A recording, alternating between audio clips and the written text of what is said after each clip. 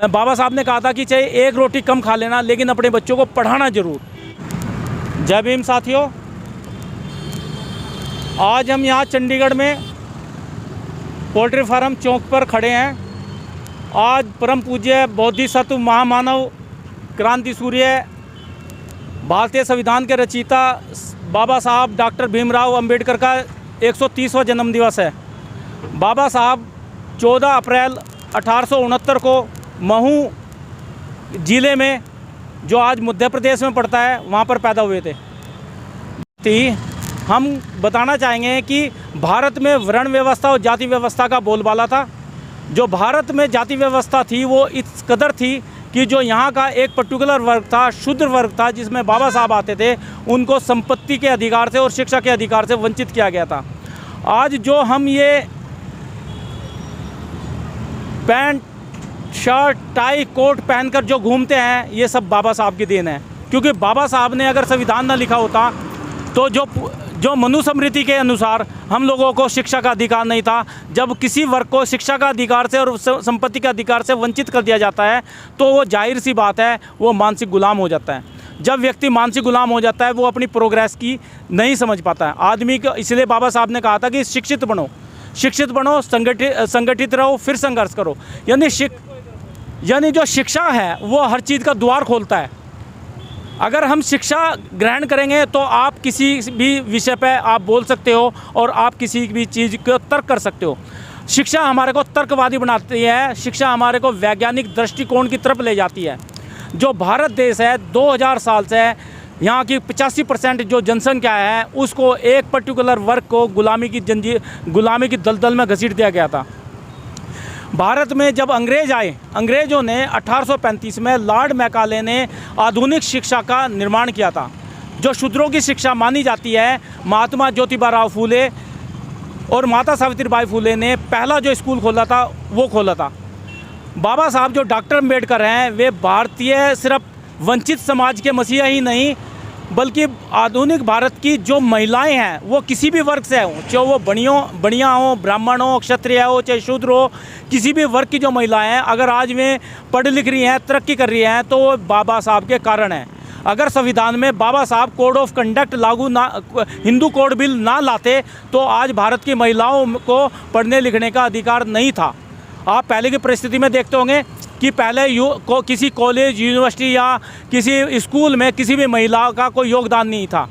1835 से 35 से पहले कोई भी महिला भारत की पढ़ी लिखी नहीं होती थी, क्योंकि भारत की जो मनुवादी व्यवस्था थी, वर्ण व्यवस्था थी, उसमें महिलाओं को भी शूद्र के बराबर समझा जाता था और उनको कोई अधिकार नहीं था।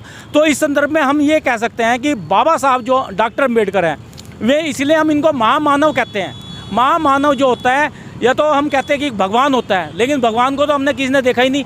लेकिन जो बाबा साहब है उनको हमने देखा है, पढ़ा है और उनको समझा है। जो उन्होंने मानवता के हित के लिए जो कार्य किया है, अगर आज लोग कहते हैं कि जो बादशाह होते हैं, बहुत से बादशाह बनते हैं कि लोगों को गुलाम बना के, लेकिन ये ऐसे बादशाह थे जिन्होंने गुलामों को इंसान बनाया। यानी गुलामों को इंसान बनाया। इंसान का मतलब है जिनको इंसान के तरीके से जीने का हक दिया है। इसीलिए आज बाबा साहब डॉक्टर अम्बेडकर का जो जन्मदिन है विश्व में मनाया जा रहा है। हम लोग भी यहाँ पे चंडीगढ़ में विश्व स्तर मतलब लार्ज स्केल पर मनाया जा रहा है। चंडीगढ़ के जितने भी चौक हैं, सभी चौक पर मतलब कि आज ये आप देख रहे होंगे पोस्टर बैनर वगैरह लेके सभी लोग खड़े हैं और जो स्टूडेंट्स हैं, महिलाएं हैं, बच्चे हैं, आप देख रहे होंगे महिलाएं बच्चों को भी ये इस तरह खड़े हैं। तो ये बाबा साहब का एक संदेश है, मानवता के प्रति एक संदेश है, मानवता की भलाई के लिए एक संदेश है। बाबा साहब के जन्मदिन पे हम सभी देशवासियों को और सभी भाई बहनों को एक जो संदेश देना चाहते हैं यही कि जितना बाबा साहब ने कहा था कि चाहे एक रोटी कम खा लेना लेकिन अपने बच्चों को पढ़ाना जरूर, क्योंकि शिक्षा ही वो द्वार है। कहते हैं शिक्षा शेरनी का वो दूध है जो जितना पिएगा वो उतना दाढ़ेगा।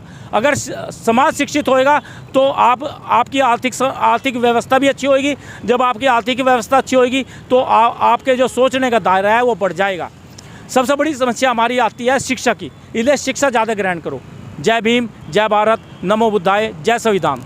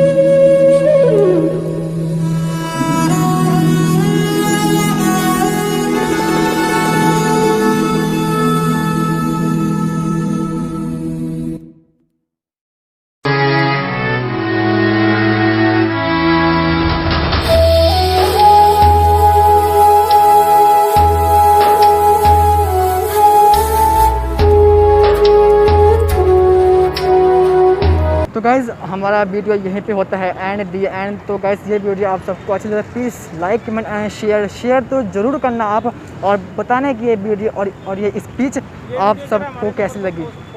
जी हाँ ठीक है, और प्लीज़ इस वीडियो को शेयर ज़रूर करना, प्लीज़ प्लीज़ प्लीज़ आप सबसे रिक्वेस्ट है। तो गाइज़ आप सब ये आपको ये वीडियो अच्छी लगती है please like comment and share ज़रूर करना, और आप सबसे मिलते हैं एक और न्यू वीडियो में, न्यू ब्लॉग में। तब तक के लिए जय हिंद, जय भारत और जय भीम, जय अम्बेडकर।